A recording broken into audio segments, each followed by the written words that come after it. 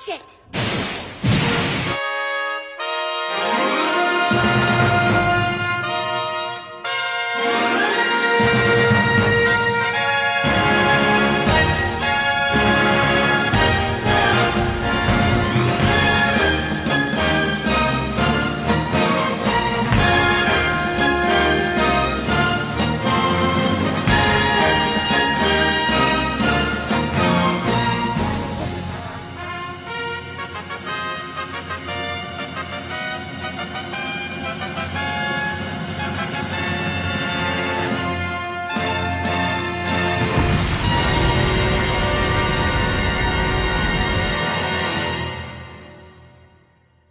Hello and welcome to Mecha Anime Reviews. You know what? I love space.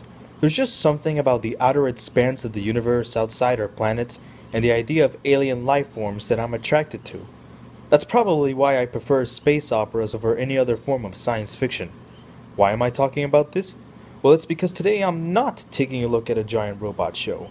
Instead, I'm going to take a look at an adaptation of one of the first space operas ever made, called Lensmen, Secret of the Lens. Very loosely based on the first novel, Galactic Patrol, the story is that two powers, the Galactic Alliance or Federation, it isn't consistent, and the Bosco Empire are at war, but have reached a stalemate.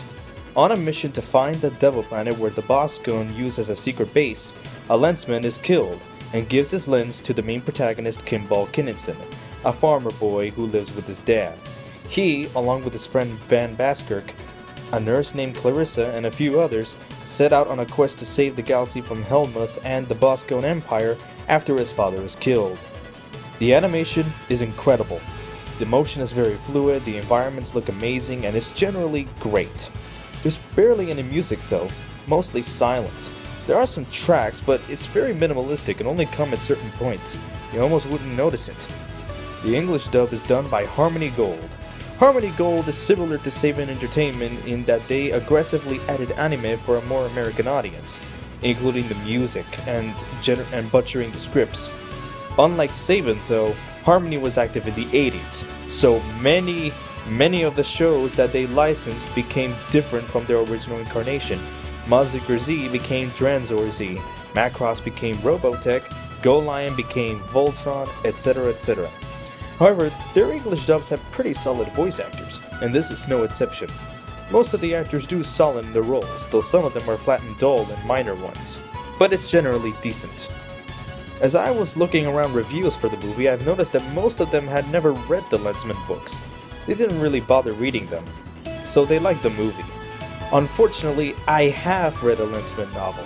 It's only the first book, but I can already tell you the movie has absolutely nothing to do with the books.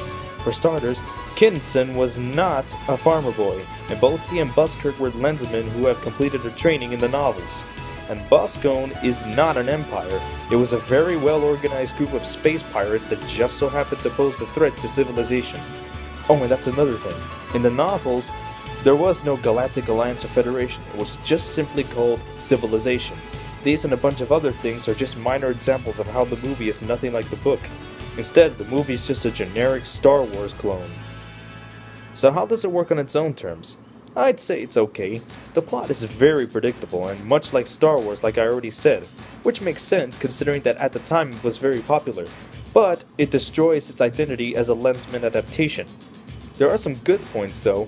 I like Warsaw, he was cool. Yeah, he's different from the book, but I like what the movie did with him. The different worlds feel very unique and exciting, sometimes resembling something out of heavy metal. And I think that Helmuth is a demonstration of the strengths and weaknesses of the movie. On the one hand, he's very different from the book in that he's no longer a cunning, pragmatic villain and has been reduced to a Darth Vader-style role. On the other hand, he has more of a presence in the film, and feels more like a threat than the novel version who gets trounced around a lot. The final fight scene is one of the most unique and interesting battles I've seen, with Kimball trying to break free from the illusions Helmuth created. I guess my biggest problem with the movie is how completely disloyal it is to the book. It's not a bad movie on its own terms, in fact it's quite good, but as a Lensman product, it fails. It would take years until we got a proper Lensman adaptations in video games, and even longer as a TV show. Unfortunately, it has to be in spiritual licensees in the form of Mass Effect and Green Lantern the Animated Series. These come closer to the idea of Lensmen books than the movie.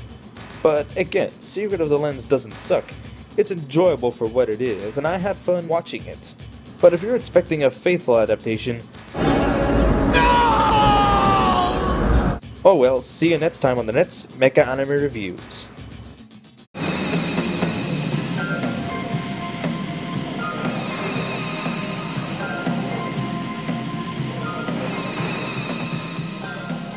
Have no fear, Kimball Kinnison.